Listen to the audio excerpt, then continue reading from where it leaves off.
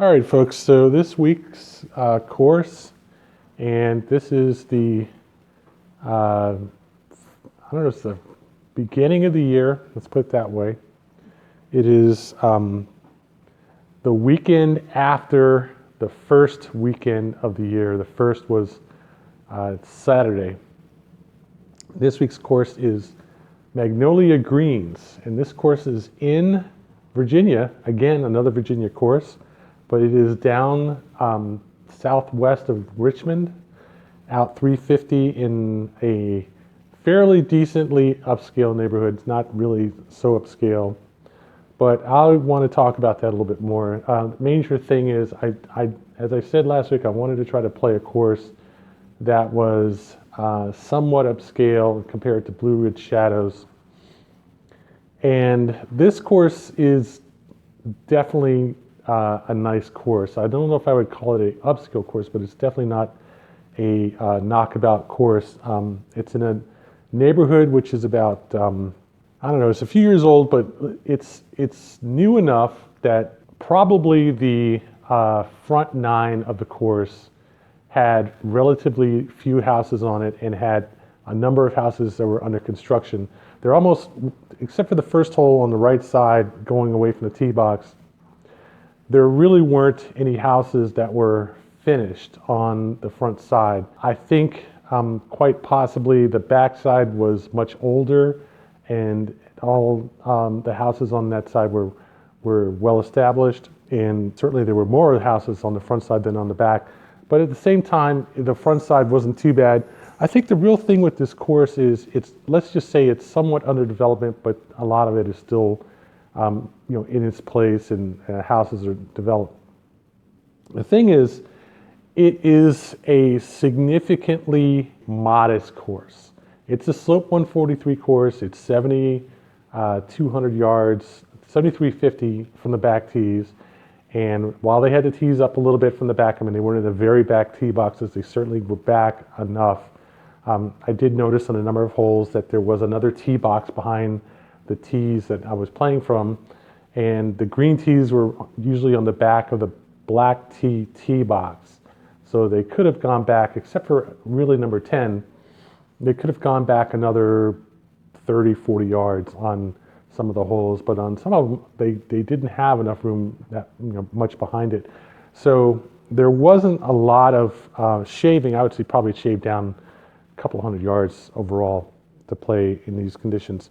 But the course is actually a well laid out course. It's not too aggressive. It's not too modest. It's a decently challenging course, and I would say kind of like butter smooth in a sense that this course had rolling fairways.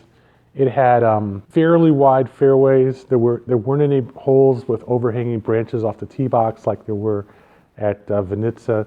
None of that stuff. There weren't a lot of carries, especially a lot of big carries, and a lot of crevices and so forth, gullies. It was a pretty straightforward, modest course that had some holes with difficult greens where there was an elevated green and a lot of sand around the green, things like that. What it tended to have was a fair number of downhill shots to the green, especially on the backside. The backside was definitely a step up from the front, but not a whole lot. It wasn't just this, it really was not a hard course. It was too wide and too kind of level, not really any sloping from side to side. There was some waste from, on running up the left side or running up the right side, and they had certainly some waste that had been cut down in places. It wasn't easy, but it wasn't hard. It was definitely a hitter's country club kind of course where you could go out there and hit long woods and not have too much trouble finding your ball afterwards. They had Bermuda grass from tree to tree, but on this course, the Bermuda grass is green, still kind of green in the middle, and brown on the outside on the rough. The rough wasn't all that long, and the fairways were nice fairways. The greens were decent, but not too tough, not too easy. There really wasn't anything really hard about this course except for the fact that it was 7,300 yards. So while I can't say that it was an easy course, I can't give it a really tough score either. And while I can't say that it was a bad course, I can't give it a really great score. And one of the other problems that I noticed about this course is the same kind of problem that I see at a lot of upscale courses, anything that's normally $75 or up per round, is players tend to go out there and hack the course up and leave divots out. And they also tend to drive places in the carts where they shouldn't drive. Like there was routinely a cart mark pair of tracks near the greens on the holes on the front side. And also the people who live near the house, near the course, also tend to wander out on the course, especially in the winter when there's almost nobody out there. But there's apparently one guy who lives out on the 16th fairway who's notorious for going out there and running his dogs and kids around in the middle of the fairway. And he was out there when I went out there, and I told the people at the people in the professionals there that run the shop, and they're like, yeah, we've told him about this many times. He just doesn't listen. He just goes out there and does it anyway. And it's really it shatters that fourth wall, I would say. When you spend 18 holes, 4 hours, every time you go out and play golf at a neighborhood course, and you're doing your best to stay out of someone's backyard, no matter what, you don't want to put a ball in somebody's backyard. It's rude, and then you have to, you can't go get the ball. Obviously, you want to go get the ball, especially if it's like right there in sight, you can see it. But you can't go out and get the ball. You're not supposed to do that. So every time you have an approach shot or a tee shot or something, you're trying, if nothing else, not to put it in somebody's backyard. And then what happens? You go out and play this course, and there's this goofball with his 2 dogs and his kids running around in the backyard, like it's, I don't know, like it's a park. Hey, let's just walk out the door and go run around on the golf course. And I can kind of see their mentality. I can kind of see it. I mean, it's certainly not the only time I've seen people walking their dogs or playing with their kids on a golf course. It certainly has happened plenty, well, I won't say plenty times, but enough times. But it tends to happen mostly on courses that call themselves upscale courses. It's almost like there's a decrease in social etiquette with people who tend to not have to worry as much as other people who do about getting along with other people and respecting other people's property. And they just think, I'll just do whatever I want, and I'll say it's not a big deal, and therefore it's not a big deal. And if somebody makes a big deal out of it, it's because they're an asshole, not me. It seems to me that this happens much more frequently on an upscale course than on a course that's like $35 a round or $50 a round or something like that. Once you start getting in that $90, $100 range, that's when you run into people who just are beyond worrying about other people.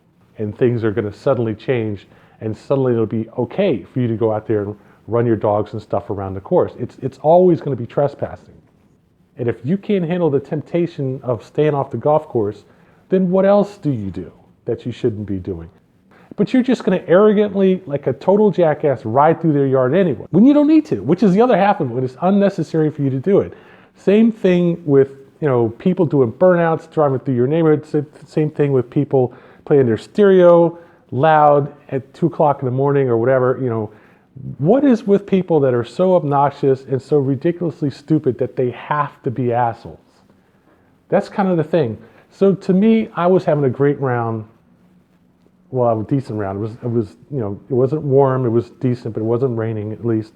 It was overcast and it was getting late and all this kind of stuff. So I'm coming in, and I'm getting on the tee box, and I look out there, and I just my mind was like, what? There's 2 dogs out there running around in the fairway. There's a guy strolling around with his hands in his pocket. I was quite mad about that for quite a while. I mean, I got to, I rushed through that hole, literally hitting some pretty damn good shots, but I was off that hole in 3 shots. And then the next hole, it took me 6 or 7 balls to get a shot that was halfway decent off the tee box. Just like my on button had been jammed down, and it's just like, I couldn't believe it. And finally got through that, went ahead and played the 18 and just sat there in the tee box with the 18 for like 5 minutes before I calmed down. So it was a good round up until that point, honestly. And I think that what really upsets me about playing golf and having that happen is I paid good money to come out there and play the course. We're out there in the course, we're golfers, we're out there minding our own business. And the course and our environment has been invaded by some asshole who thinks it's absolutely no big deal to just stroll out on the golf course that they didn't pay for, to walk their dogs on a golf course that they don't have a privilege to walk their dogs on, to go out with their kids or to go strolling with their family or whatever on a golf course, which they have not paid to go on. And so there's a number of factors that really drive me nuts about this. One, that they're there. Second, that they're trespassing. Third, that they didn't pay to go there. And fourth, that they wouldn't pay to go out there. They're just going to walk on, just like they own it. So I really hate to see people who talk about how other people are criminals or vandals or whatever. If you can't keep your ass off of somebody's golf course when it's behind your house, don't ever talk shit about somebody else. That's pretty much all I'm going to say. The course was overall basically a B. I'd say a B. I hate to give it a B plus because it really wasn't all that great. It was a decent course. The clubhouse, however, was nice, and it was definitely nice to stop and get some chicken quesadillas that were really good, okay, for about $10 when I stopped to get some food there. And I would definitely recommend that place as a place to get something to eat. It's nice. But I don't know, I just wasn't that impressed with it, and it just, there wasn't much to see in the course. It was a decent golf course. I'll give it a B, somewhere B, like slightly higher than just a B plane. But other than that, it was okay, and it was $50 with a hot deal. How about that on Sunday afternoon at 12:30? So in the winter, imagine what it will cost during a decent season. That's Magnolia Greens Golf Course in Richmond, Virginia, a B course, and Happy New Year.